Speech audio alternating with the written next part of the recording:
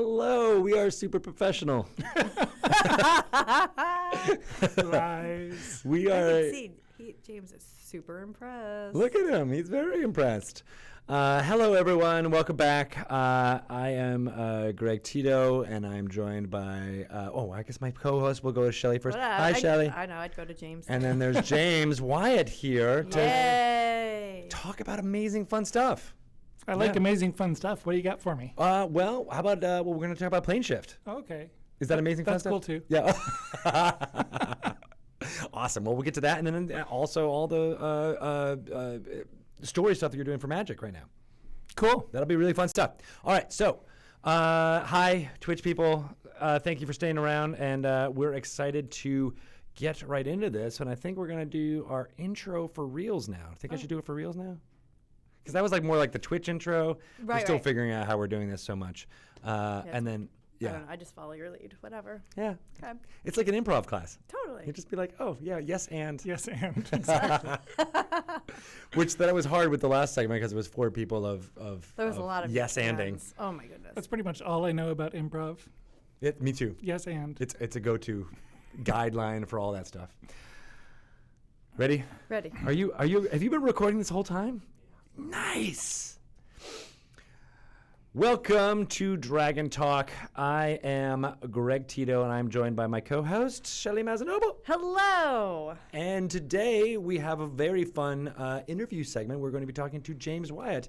Always a pleasure. Hi, James. Thanks. But he has to bear with us if we do some crazy fun announcements. Yep. And Maybe he'll be excited about these crazy fun announcements. He should. no. Wait. He We was lost acting him already. He was totally just falling asleep. So we're going to talk about those.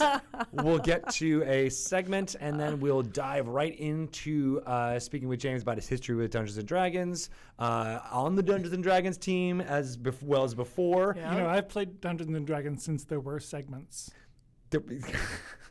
That's an old school joke. Yes. Which we will explain for all of you guys who don't get it on the interview. See, we're tying them into, they have to listen to all this stuff before we get to it. So, what are some things that are happening in Dungeons and Dragons news, Shelly? You ask. Well, I'm going to tell you. Phew, I thought he was going to ask me.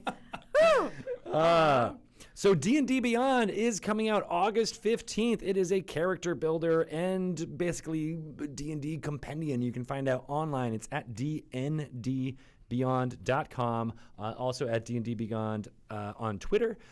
It is coming out, and it is amazing. It's a great tool to build your character. It harkens back to some of the fun stuff with DDI. For those of you guys who might remember from 4th edition era, calling back. And then, but then it's got all 5th edition stuff as well as all the adventures and other content in there. And I'm really excited about it. So far, it's been a wonderful tool. And Adam Bradford and the team at Curse are going to be continuing adding more and more features to it. I just can't wait for it. It's going to be. You don't have to wait that much longer. I don't. It's coming out. Coming out very soon. 3 weeks. Also, Tomb of Annihilation is coming to Neverwinter, the action MMO from Cryptic Entertainment, July 25th. It's probably going to be already out by the time you're listening to this. Tomorrow. It is already out on PC right now. You can travel to the jungles of Chult and explore all of the fun stuff that goes on there to try to take out the dinosaurs who may be marauding your party.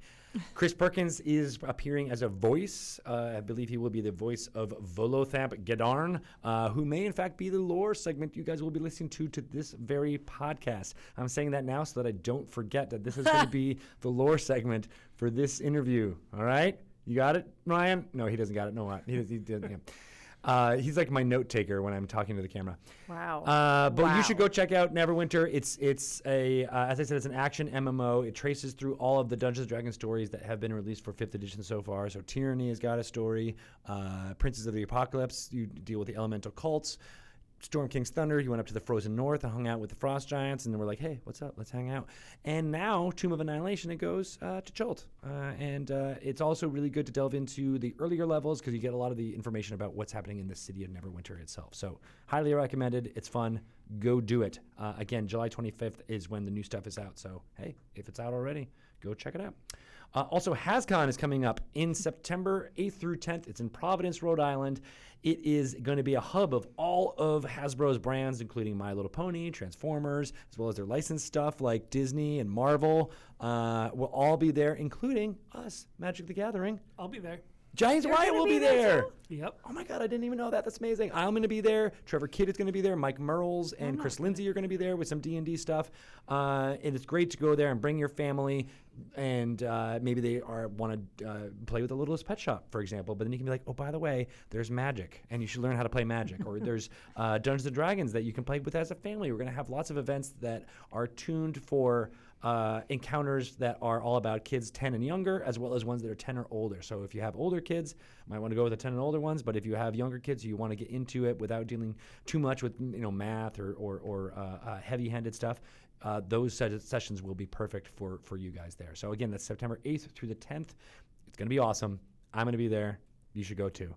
If you're interested in finding out about tickets, it's at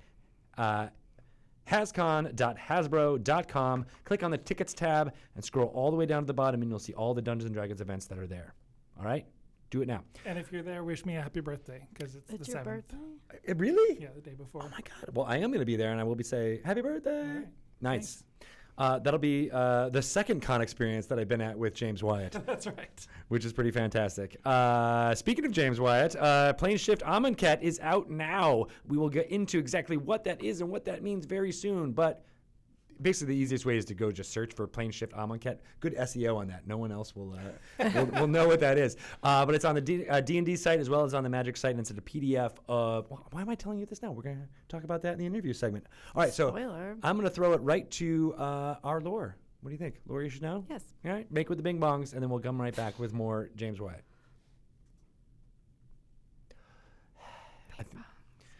I can't talk about all the announcements every single time. There's I know. just so much stuff going on with Dungeons & Dragons.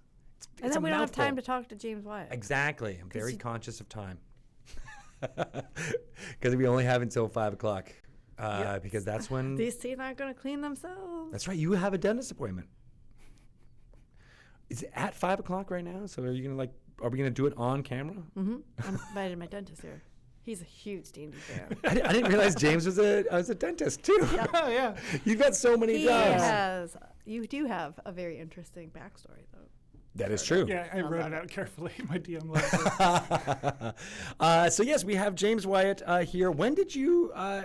Let's get right into your backstory. When did you start playing Dungeons and Dragons? 1979. Whoa! Yeah, before some of my coworkers were born. I know. I had at least a year. I was around for a year. All right, good. I was here, too. Yeah. Nice. Yeah, All I was not quite 11, and I got the original basic set. Nice. Who gave it to you? I bought it, actually. A friend of mine and I went in together on it. So you had heard about this thing? Well, okay, so you want to know the story of how I Yeah. heard of it. Yeah. Yep. A year or two before that, I'm going to wallop the microphone because I talk with my hands. No worries. These guys are looking at me like, They're all like, Wong. Actually, I'm not worried. You can talk with your hands, but do it in this motion. Right. So, Big, as go I was big. saying, a year or two before that, my brother had gotten the 3-book box set as a Christmas present. Yeah. And he had no interest at all. But I was a diehard Lord of the Rings fan at Mm-hmm. the age of 8 or 9. And I desperately wanted to figure out how this was a game, and I spent hours reading these books and got nowhere. And you said, one day, I'm going to write these books. Yeah, that's right. I'm going to make them I'm gonna clear. Figure it out. So when did you start playing? When did it grok you? in your So head? I grokked it when we got the basic set Okay. a couple years later, so 1979. That was the very first basic set that came with B1 in Search of the Unknown. So That was the blue box? Was it blue? it had a colorful red dragon on the front. Okay. But the book inside was a blue grayscale, a blue scale. Yeah, I think it was blue because that's the one that I remember because my Version of brother was born in 1969, so he kind of was like Yep. that era of getting stuff. Yep. I figured out recently that Mark Rosewater and I started with the same edition of D&D Oh, neat. That's around cool. the same time. Lead designer of Magic. Yes. For those of you who don't know, Okay. that guy. So then, did you continue playing? Did you Yep. form Never a group? stopped. Never stopped. Where was it? Where would you grow up? I grew up in Ithaca, New York. Woo! I didn't even know that was a connection. Oh, Yeah. yeah. That's amazing. Yep. Oh my gosh. Yep. I would so There's a lot of connections. upstate. I was born in Syracuse. Oh, all right. Yeah, you were in Rochester, right? Binghamton. Binghamton. Well, was that where the hospital was in Binghamton? It's not even close. Oh, No. I'm just wrong. on, I'm wrong on man. many levels. Binghamton. Upstate New York is very big. Yes. Yeah, but I spent a summer in Ithaca yeah? at the Hangar Theater. I was a carpenter there. He's for, also got That a is theater awesome. background. Yeah, I didn't do much in Ithaca, though. yeah. There's that, and there's Ithaca College, and then the Cornell Mount Alma. Theater there. And that's about it.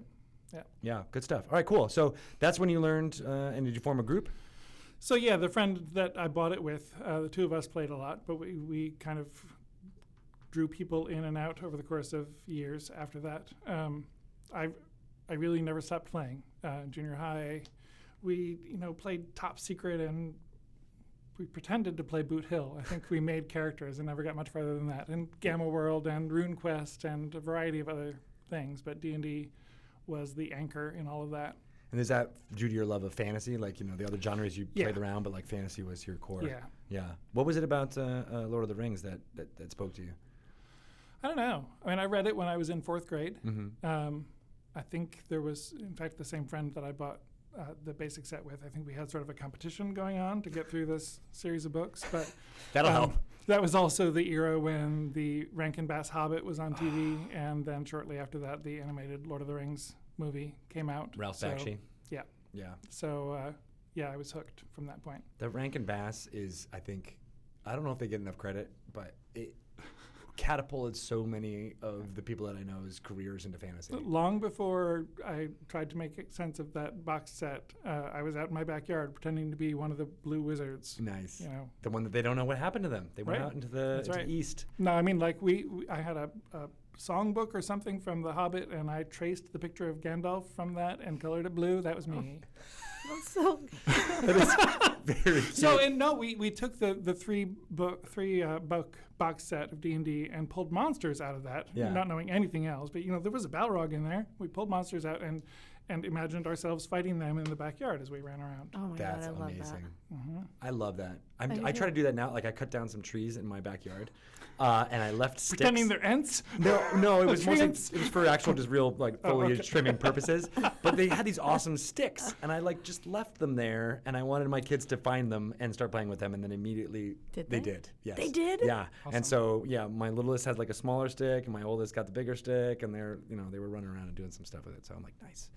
I like seeding it with okay. And what I can did your go to- wife say when she saw her girls running around with sharp sticks in the backyard? I've neglected to tell her that I did that on purpose. So Oh. luckily she doesn't listen to this podcast. Okay. So we're safe. All right. Nice. So I know again that Rankin Bats, and actually Joe Manganella mentions it in our the top of the Stream of Annihilation about how that was his Oh, yeah. way to get in through Yep. fantasy as Awesome. well. So it's really a touchstone. And then how did you then transfer into more professionally thinking about Dungeons and Dragons RPGs? It's a long story. We have 45 minutes. A roundabout story. So let's see. I credit Dungeons and Dragons also with my interest in religion. When I wrote a terrible paper in 10th grade in high school about for English class, using deities and demigods as my primary source of information about world mythologies. Nice. Like a C on that paper, which I think was generous. We'll be but- publishing that paper on No. Magic. It does not exist anymore. So I went to college and did a religion major, starting off with a broad interest in world religion. Then I went to seminary and became ordained as a United Methodist minister. And I found that I hated that quite a bit. Why did you hate it? So this is a part of my life story that I'm still trying to figure out how to write. Oh, okay. I've written many different versions of that mentally or in talking to people, explaining why that was, and I'm not sure I've hit on a satisfying answer yet. Okay. That makes sense. Suffice to say that it was something you wanted to Not move for on you. from. Yeah. It was a challenging experience, and I was 25. Yeah. You're not really grown up yet No, when you're 25. No, and trying to deal with the life situations of 90-year-old. I'm just people. impressed that you had a job when you were 25. I went straight from grad school into my job. Yeah. That's kind of unusual. Of asking for money That's great. from a pulpit. That Sorry, was that's hardly ever part of my job. That was my Catholic upbringing. Sorry. Anyway, I did find that as the work kind of drained my energy, that what replenished it was working on D&D stuff. Started off as a couple of friends of mine were driving up from North Carolina to southeastern Ohio, where we were, and I was preparing a D&D adventure for them, actually a Mask of the Red Death adventure, second edition Ravenloft expansion that took place in 1890s real world. Nice. So I set it in the rural parts of West Virginia that they were driving through. Oh, cool. And that actually became my second published adventure in Dungeon Oh, no Adventures. way. Yeah. Falls Run, it was called. That's neat. I mean, we lived in Brilliant, Ohio. My second church was in Rush Run, which is basically, you have these villages along the Ohio River where the tributaries, tiny little creeks, flow into the river, and the villages are built up along that creek bed and were mining towns originally. So that's where this adventure takes place. Sounds like a perfect place for an adventure. Yeah, it was creepy. Yeah.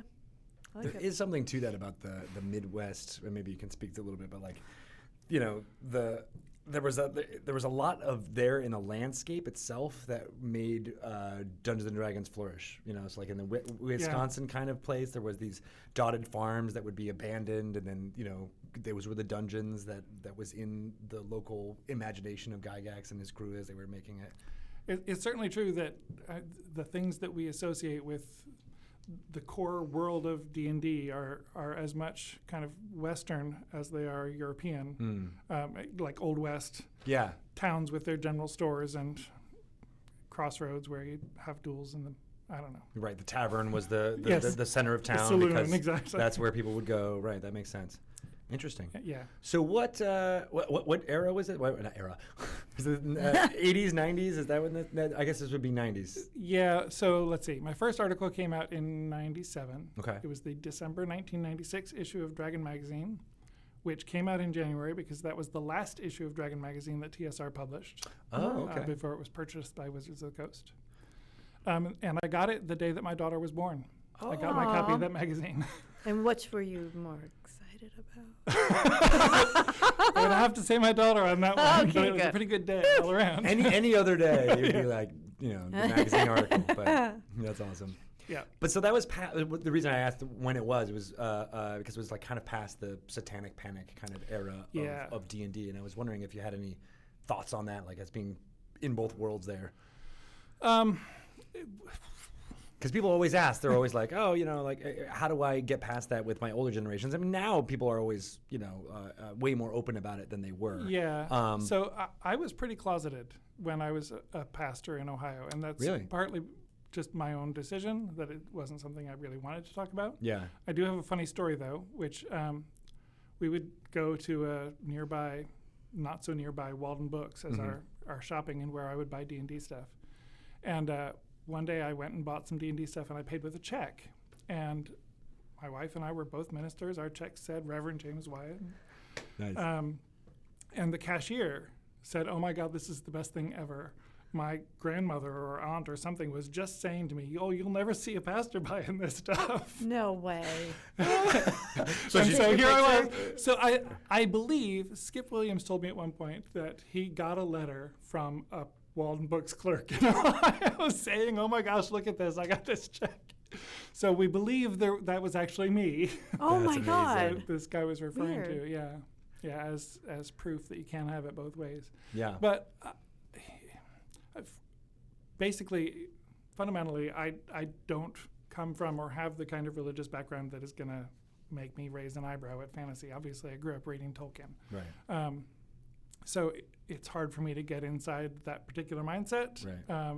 And I don't really have a lot of advice for people who are struggling with that sort of conflict. It's hard for me to navigate between those worlds. Yeah, and it's a thing. I think a lot of people now don't even realize now when they talk about it that, like, you know, that it was something that was looked down upon, not just by the stereotype of a kid playing Dungeons and Dragons, but like we had to navigate all that, and it was tough. But Yeah. at the same time, now it's like, oh, all right, there's so many other things, and I think the streaming and actually having people watch it and see it happen. I mean, so much of this stuff, even in things like Jack Chick's Tract, were so they just weren't inaccurate as to how Dungeons and Dragons was played, and I think a lot of what people were upset about were things that were made up. Like that's not even what is in the game. Right.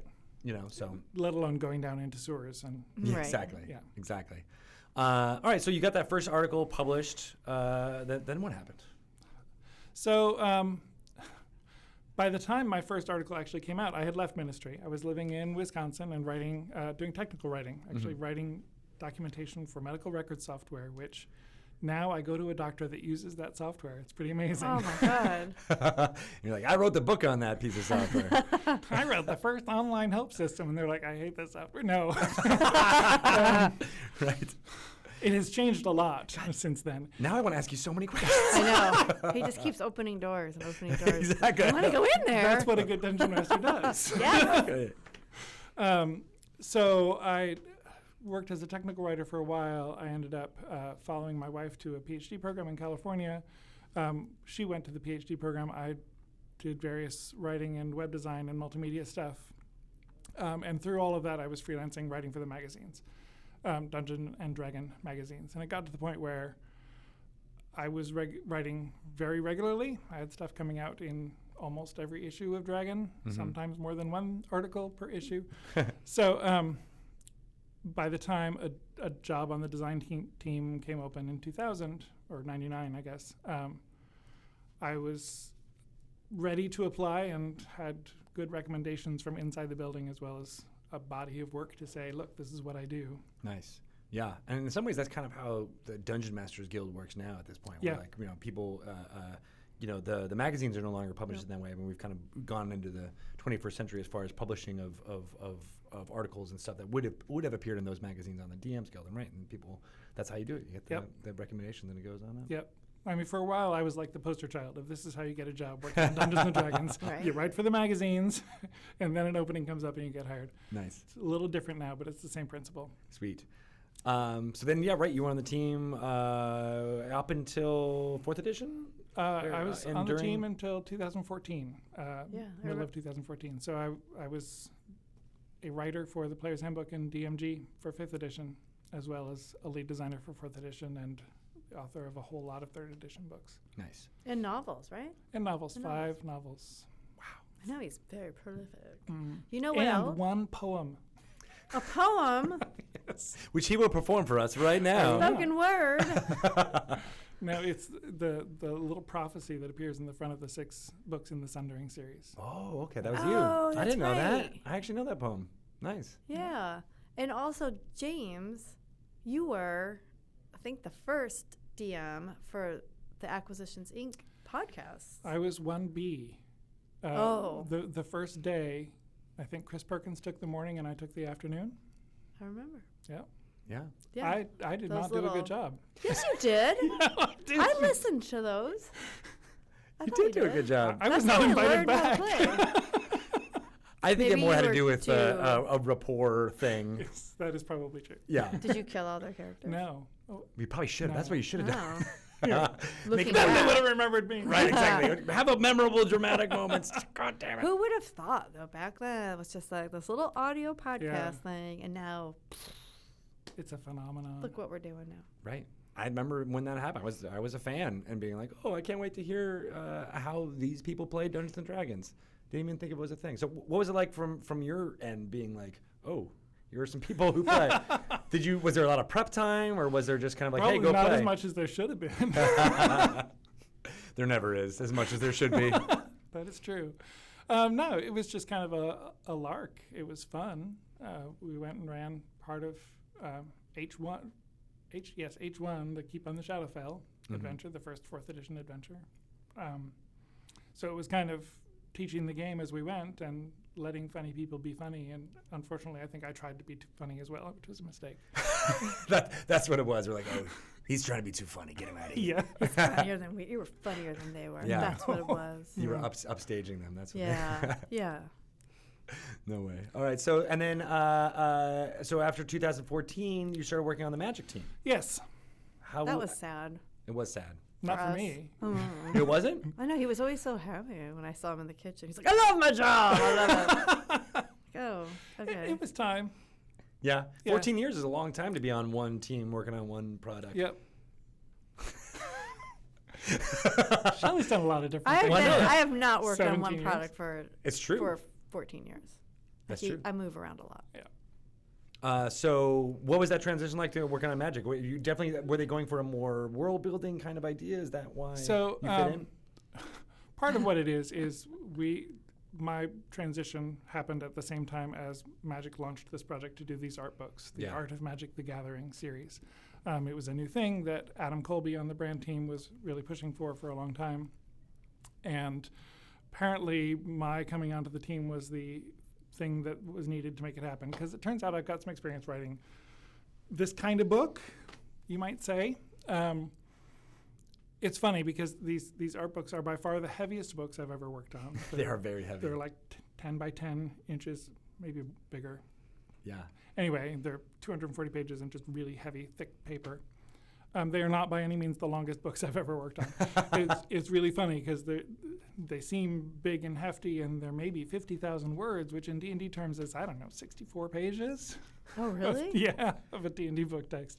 Maybe more with the kind Bigger of more font. open format that we've got in current books. Fun. But yeah. Bigger font.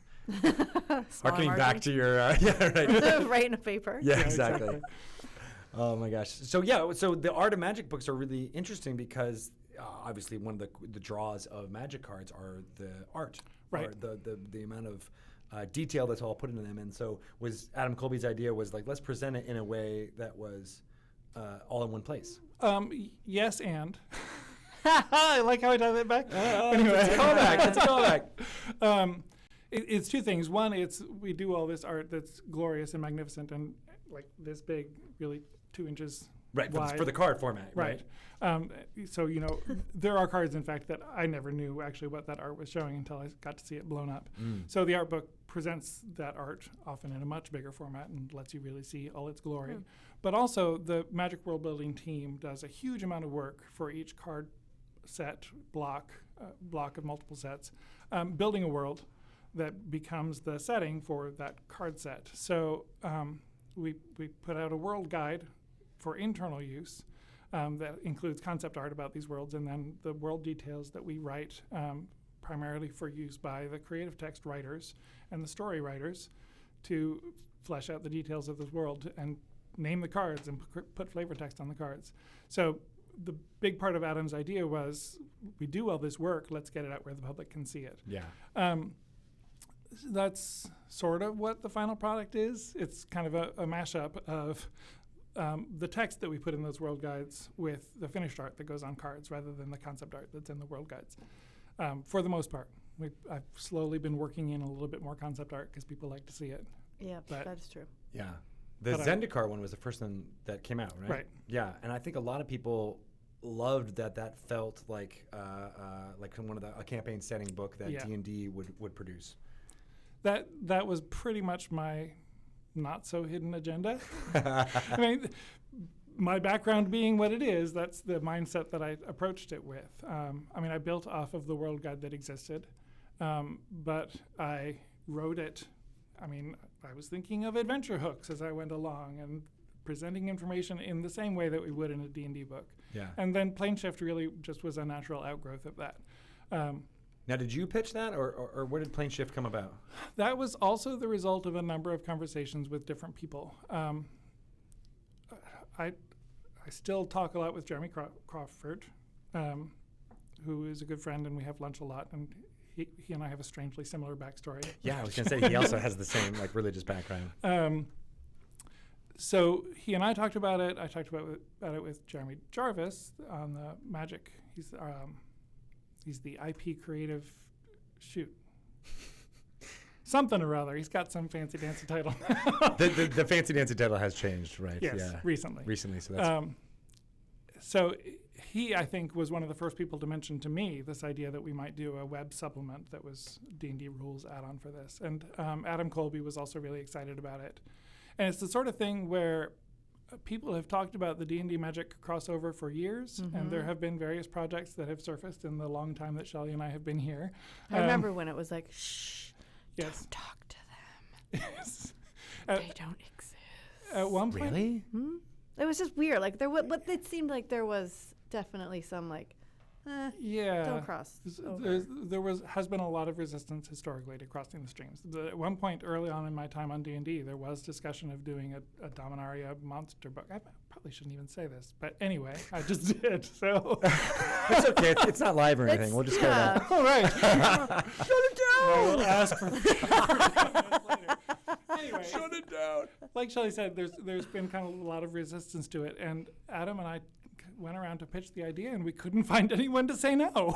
So They even it asked happened. me, Well, you know what's and funny? I always say no. Well, you were just the no person. You were Yeah. just like, all I right, was we like, need that to actually know, sounds great. so we'll take that to the rest of the team. But it's funny though because you guys have been here much longer than I have, and for some reason that idea that the Magic and D&D shouldn't cross or cross pollinate had filtered into the fandom somehow, so that even the fandom knew that was like this policy. So when the first plane shift came out, people went crazy. Yeah. Because they're like, "What? I can't believe it! That's not how they do things."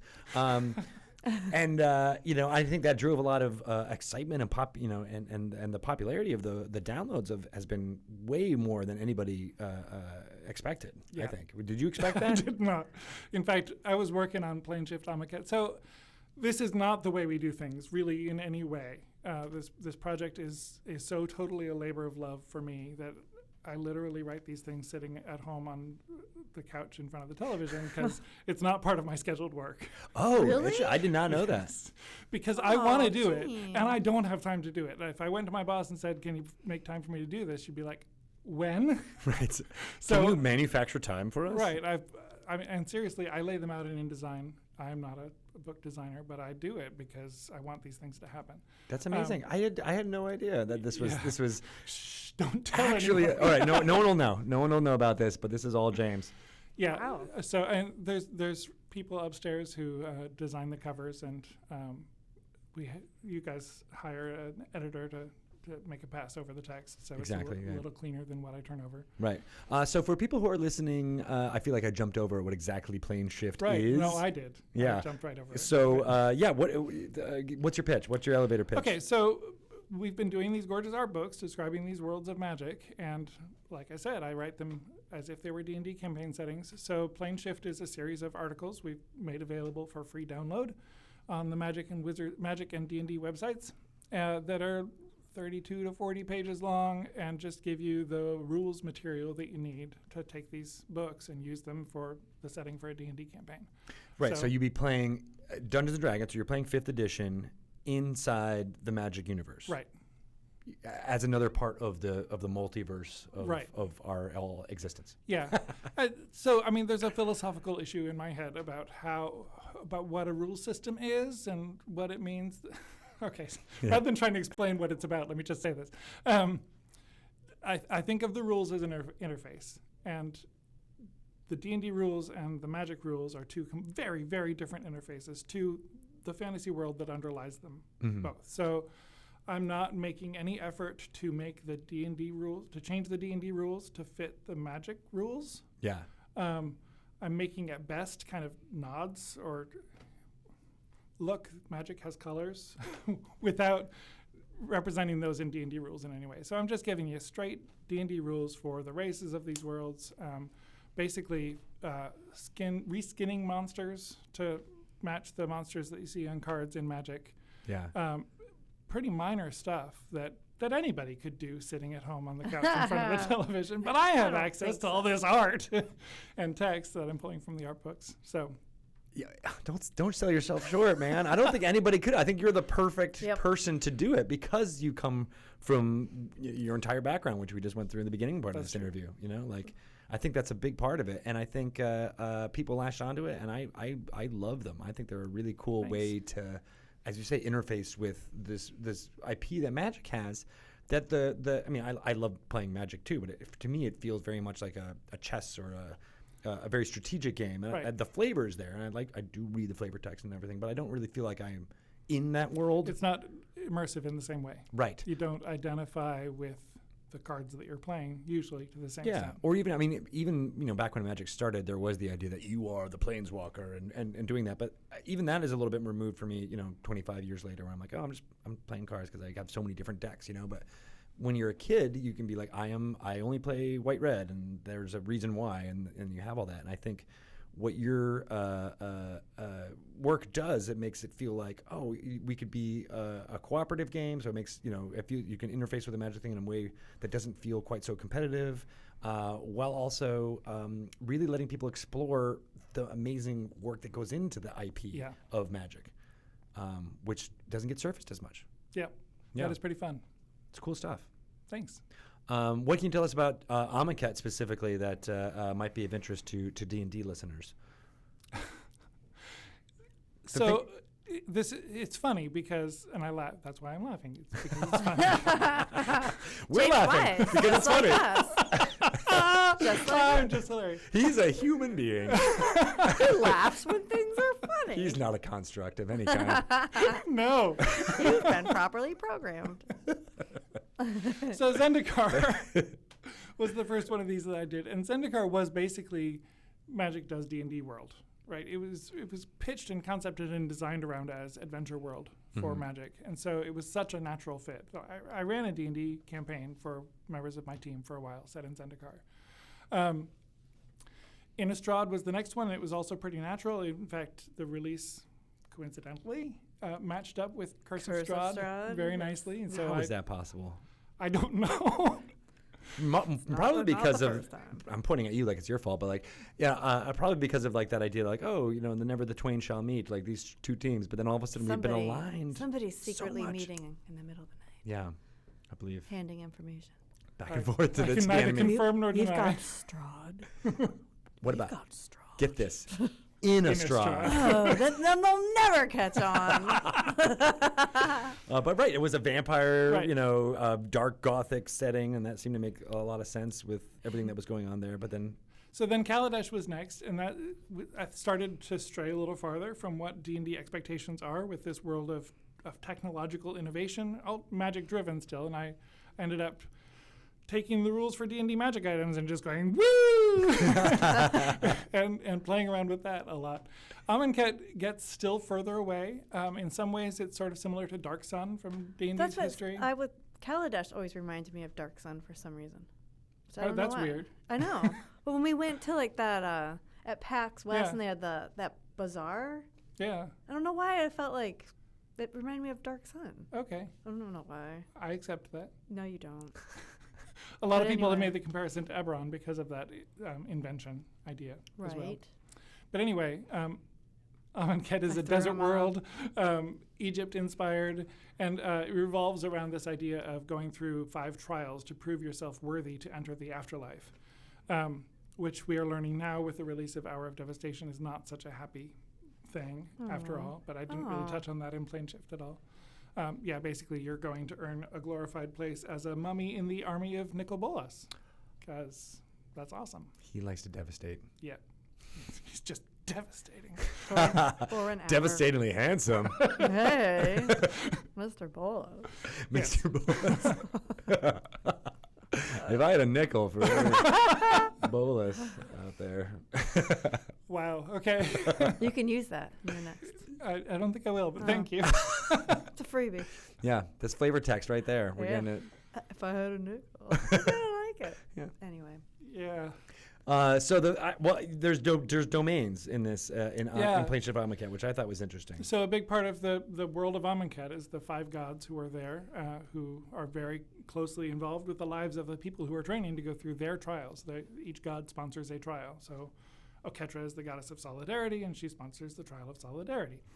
So I decided, I guess option 1 was map the player's handbook domains to these gods, and that's really simple. Option 2 was, tell you what, I'll give you 5 domains, 1 for each god, and you know what? One of them is knowledge, so that's right out of the player's handbook. It's super easy. So I only had to come up with 4. But I thought that was an interesting way to do, like, kind of get done, because the domains that are currently in 5th edition are awesome, but there's a finite amount of them. Yes. And I thought the idea of adding to that library was fantastic, and it made very much sense for a deity-centric part of the Magic universe. Yeah, I like it because not only are the gods central, but those 5 ideals that they represent are central. And I think that really reinforces that. The domains themselves really are largely a mashup of elements pulled from existing ones with some fine-tuning. And my daughter actually helped me do that fine-tuning. Oh, no way. Cool. She's credited. This is her first D&D print credit. No way. Oh, that's Not awesome. print, but yeah. That's from the one that was born in 1997? Yeah. When you're first, oh my gosh. It's come full circle. has. That's right. Yeah. That's right, 20 years later. Which That's one are you very cool. more proud of? No. Plagiarized Amonkhet, credit. or I that could she has not a be credit? more- which one is she more proud of? Yeah, which one is she more proud of? That's probably the better question. I could not possibly be more proud of my daughter. Oh, She's awesome. That's awesome. She's listening. Yeah. Are you watching right now? Fantastic. Well, that's a reason to go download it in any case, just to be like, That's oh, right. yeah, you get to see some of the Wyatt genes be passed on. Is she right. going to follow in your footsteps? Does she want She sure to would love to. work in the gaming industry? Yeah. Is she a writer? She's a writer, but primarily an artist. She draws all the time. Oh. Yep. Definitely use her skills. Yep. Sweet. Get her in while you can. Before she goes off and does something else. She has a lot to learn still before she's ready to be a D&D or magic artist, but Well, there's that. she's got the potential, Sweet. I think. Well, that's really exciting. I like, I like that you've been putting in these extra hours. I had no idea I'm until this sorry. interview that this was extra time. We took up an hour of your valuable time. It's all good. Yeah. So you were most recently at San Diego Comic-Con. I was there. Oh, How was yeah. that? It was fun. Yeah, I was signing the art of Amonkhet mostly. It's the usual kind of funny mix at a signing at SDCC between people who know who I am and are really excited, or at least know what magic is and are really excited, as opposed to the people who are going around the exhibit hall saying, "What can I get for free?" and Yeah.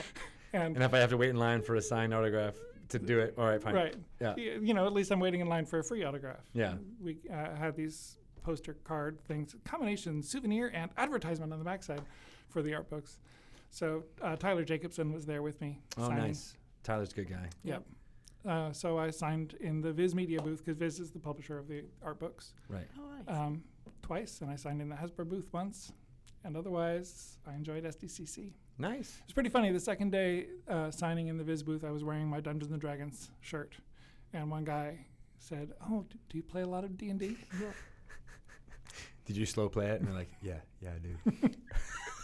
Played a few games. No, I think I said, "Yes, I work at D&D. Don't you know who I am?" Wait, hold on. I was just thinking that too. Did you flick your hair? Yeah. Perhaps now you know. Yeah. That's awesome. Well, that's cool. I was really great having you on and getting to tell your story. We talked about it right before we went on live here that we were at the Escapist Expo. That's what it was called. That's back in right. 2012. James Wyatt was nice enough to come down to Aw. Durham, North Carolina at my invitation. You didn't come. I was not invited. I talked to somebody in the You dorm. talked to me. It was Toby. You probably. I remember. Yes. I was some trying to of get you as well. Trying Yeah. to get. Don't Yeah, I know. try to. James was the only one who was like, "Oh, I'll go to North Carolina," The only one because who's you had there. friends there, right? It was the same friends that you had coming up from North Carolina, or No. there was? Oh, I thought there was like some family They're not North Carolina. traveling thing going Genuinely on. wanted to go. He wanted to go to the Duke Divinity School, really. I applied there, actually. I got in there, but I didn't go there. We actually, the headmistress actually lived next to me. Oh, yeah. And she was notable because she was the first black female dean at Duke ever. Awesome. Yeah, 2012, 2011. Oh yeah. Yeah, Time. dean of a school of the there. Yeah, I know, right? What's her name? I don't remember. Okay. I don't remember her name. I Anyway, gotta yeah, look it up. the Escapist Expo was tons of fun. I ran D&D demos for like 9 hours a day, Wow. just straight. We had you working I hard. was gonna say that's why I didn't go. Yeah. It was totally awesome. That was when. Do we have any more time for me to talk? Because I can just. Yeah, go on. sure. Okay, We got a couple so, more. The adventure that I brought to demo was a mashup of classic first edition adventures. I had mushed the Village of Hamlet, and the Sinister Secret of Saltmarsh, and the Cult of the Reptile God, and Evil Tide from 2nd edition, and one other. One other adventure that you all remember. Ravenloft. No. No. I can't, the Keep on the Borderlands. I mashed them all up together, okay. and basically, the border village of Orlane was Hamlane, something anyway. Yeah. Was this central nexus where I'd combined, because actually the village of Hamlet and the village of Orlane from N1 are almost identical. So I mashed them up, and that was the center, and sent people off. So different groups, I was just running throughout the day, different groups went off to different adventure locations. But Yeah. I kept it more or less continuous with the effects of one group affecting what happened to the next group, and it was crazy and fun. I remember people being super excited that you were there, and then I was part of the organizer of getting everybody to go, and people came up to me afterwards and be like, "Oh my God, that was so great that we were able to play with someone who actually works on Dungeons and Dragons, and it was James Wyatt, and he did all these things, and he did all and that's all I heard about how awesome that one room was. That's cool. You know, we had like 5 or 6 tables in there, but your table was full the entire time. Yeah, if I remember correctly. I kept taking in more people than I should have. I ran groups of like 10. Oh, It was fun. It was a good time. And you can do that in 5th edition without making your head explode too much. Too much. too much. Slightly exploded. Right. But that was 2012, so that was like, was that like a Early nascent playtesting. version of Yeah. 5th edition that nobody knew that you were actually playtesting? No, Or it was that? was during the live playtesting. It was during the playtesting. Yeah. Okay, yeah, I was there to demo the playtest. this all makes sense. Don't you remember it was No, your show? I don't. It was like another time ago. It was a long It was- time ago. You've had many lifetimes, but yeah, every once in a while I'm like, God, yeah, I was there for 5 years. I did stuff down in North Carolina. Yeah, crazy Durham. I think he just called me old. No, I got that too. Oh my God, 5 years. I was at the same place. Oh, Who would It's do really that? hard to be me, guys. I don't know if you know. totally. Look, it sounds like we only have a couple more years with you, so Yeah, For you. because I've been here 400 years. get so. tired and move on. Well, awesome. Thank you so much for pleasure. taking the time out of your extra time I know. to come talk to us. Where can people find out about you, but also the stuff you're doing for Magic going forward? I don't Like on know. Twitter? Are you on Twitters? I'm on Twitter. I'm Aquella James, Aquela James. Aquella is the name of the campaign, D&D campaign world I made up in high school. Oh, So I'm a cute. total nerd. It lives on. I have a bare bones site at aquella.com. Yeah. Go check That's what out I do. all the plane shifts that have come out for each of the art books. What's there's 3 now? There's 4 fi- now. 4 art books, 4 plane shifts. The 5th art book for Ixalan is due out in January. Is that what you're working on right now? Getting that ready, or is that almost at the printer? The art book is at the printer. Okay. Plane shift Ixalan is kind of, if it happens, is kind of germinating in the back of my brain. Nice. I make no promises. All Certainly right. no announcements. So I like that you're going to Chult, and gonna be some dinosaurs. There's going to be some dinosaurs. I don't know. I don't think I'm going to be able to do quite the alignment that I did with Innistrad in terms of syncing the adventure with the site. No, But you don't think so? They're Well, so similar. I don't think so. I mean, dinosaurs and jungle, yes. Yeah. Mm. What I don't more- know. what I more haven't do you seen the need? adventure in much detail, so I'll have to check that out. All See, right. see if I can do anything with it. We might be able to tell you about it. I know some people. We know some peeps, Who know as you people. do.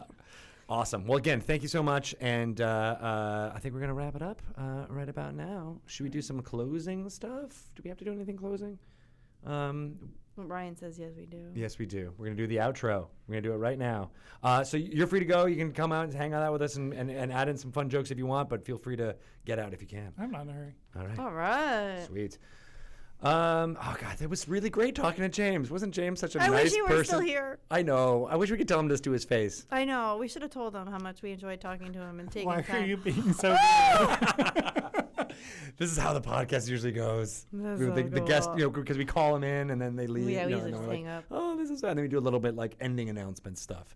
Yeah. And then Maybe I should go. no, not at all. No. We want you here. No. So It's just Greg shilling all this D&D you should stuff. check out Plane Shift Amonkhet. It is at both the Magic site and the D&D site. I don't know the exact URL, so like I said, you're just going to have to Google it. Plane Shift Amonkhet, which is spelled Amonkhet. Is that right? Yes. Oh, phew. All right, That- good. My notes were correct. So yeah, it's on there. Again, like both of those websites, go check it out. Dragon Plus issue 14 is out now. It has an awesome adventure with the Rat Queens writer Curtis Weeb, as well as a reworking of the Tomb of Horrors poem that features, from Tomb of Horrors from Rudy Woutenberg wrote it. Yeah, that's awesome. Did you know that? I heard that. You've heard that? I heard it recently. What do you have going on, Shelley? Do you have a game coming out? Just like, some couple of board games coming out on October 6th. Do you know about my board game, James Wyatt? Which one? Betrayal Yeah. at Baldur's Gate. And also the Access and Allies Anniversary Edition's coming back. It's coming back. Both games release on October 6th. Does that one have dragons? Can you do a plane shift, Yeah. Axis and Allies? No. All right. Think about that. It's good. It's good to be firm. It's good to know where your wheelhouse is. Okay, so people ask me about this every time I release one, but for now, I'm only doing plane shifts that are connected to the art books. So That makes sense. if we're not doing an art book about a plane, I need to talk to Adam I'm not Colby. doing a plane Just shift. talk to Adam Colby. He'll make a. It's not even his job It's anymore. not but his job anymore. I'll talk to Matt Danner. So there'll be dinosaurs in Axis and Allies Anniversary Edition. James won't you be can working on replace it. your battleships, but with someone will. dinosaurs. October 6th, you said? October 6th. And it's $950? On eBay, maybe. It's $100. $100 That for is- all that plastic? And it's over 650 components. And that box weighs like 11 pounds. It is a value It's a value. for hours and hours and hours of entertainment. I'm playing in a game right now Yes, here you in the are. third floor here in the Wizards thing. Idle Champions of the Forgotten Realms is also a game that's coming out. It'll come out Q3, we're thinking. It's from Codename Entertainment. They're really good at creating these idle games in which you can send out your adventurers into the Forgotten Realms. Some of their adventurers might be characters you recognize from the Forgotten Realms, including Minsk and Boo, as well as some from Force Grey, which is on our Twitch channel right now. Season 2 is coming out. We have a whole episode about that on Dragon Talk, which you should listen to very soon. But if you want to find out more about Idle Champions, it is at Idle Champions on Twitter, as well as idlechampions.com.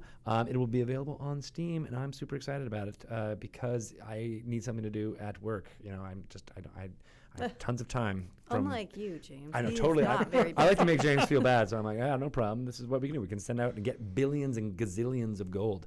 I'm not kidding about their numbers. They go up super high. They're like budget. They make up numbers because you have so much gold and XP that you can collect in Idle Champions. So it's pretty exciting. Did I mention HasCon at the top of this? Yeah. Yes. I think I did. Okay, Because good. James is going to. See, all right, good. Happy birthday. Because he's going. James, That's right. remember? All right, well, and then Tomb of Annihilation is coming out on September 19th, very wide, and it'll be in game stores on September 8th. So if you're going to HasCon, you'll be able to get an adventure and get into it, and you'll love it very much. If you need to find out more about Dungeons & Dragons, you can go to dungeonsanddragons.com. True Follow them on Twitter, on Twitter, at wizards_DND. And if you want to find out and get more previews of the Tomb of Annihilation storyline, you can watch us record these things live on twitch.tv/DND. And there's tons of other streaming shows going on, including our friends at Misclicks, Maze Arcana, High Rollers, Uncharted Territory, Dragon Friends, Girls Guts Glory, Acquisitions Incorporated, The Seed Team, and Force Grey Season 2. They're all going through some of the content. Not even really the content, just kind of their own imaginings of what the Dungeons & Dragons storyline would be like in Tomb of Annihilation. So you're not going to get too spoiled. It's a lot of fun, and latch onto a party and just go at it. Watch all their episodes. It's tons of fun. All right, I think I'm done talking Aren't for you now. glad you stayed? Really glad. You had at least 4 or 5 jokes in there, in that spiel, right? I didn't get a chance to say go for the eyes boo, though. Oh. If you're, I was waiting for the opening. I talk too fast. It's my downfall. That's why I'll never be on a podcast. Shelley, where can they find out about you? How about Twitter at Shelly Moo? Yes. And AvalonHill.com? Avalon Hill 2. Is there an Twitter. AvalonHill.com? What website? Yeah, we have a website, avalonhill.com. All right. Exactly. Yeah, go there. Yeah, go there. Pre-order your anniversary edition of Axis and Allies now. Can't do it on that website. And you know that. So So I go feel to like it your was a local passive hobby aggressive. store and maybe pre-order it. He knows this. He knows this. I like to make you say it though. It's part of Okay, the shtick. You can follow me. I'm at Greg Tito. I like to answer as many questions as you want, and you can feel free to watch me banter with Shelly Moo about how she doesn't bring lunch to meetings. I think that's it. It's lunch that I think will that's never good. die. Thank you guys so much for another episode of Dragon Talk. We will be out of here right about now. Now. Thanks, folks. Thank you. Thank you. Awesome. All right, folks on the Twitchers, thank you for sticking with us. Bye. I have You to are go to the wonderful dentist people. now. We are going to go right into season 1, a rebroadcast of season 1 of Force Grey. Right now, we're going to go through episodes 5, 6, and 7, as well as the last episode. That's 4 hours long. So basically, you got D&D going on for the rest of the evening on our Twitch channel. So thank you guys for staying around, being in the chat. I didn't see any questions or anything pop up in here, but I have been paying attention. Thank you for Lauren, Oboe Crazy, for being as president as you have been. And there's a lot of love for you, James Wyatt. Aw. Yeah, Thanks. they like you. Thanks. They know like me. you. They know you. All right, thanks everybody. We are gone. I'm out of here. I'm gonna go drink some more coffee. Bye-bye. Bye bye. Bye.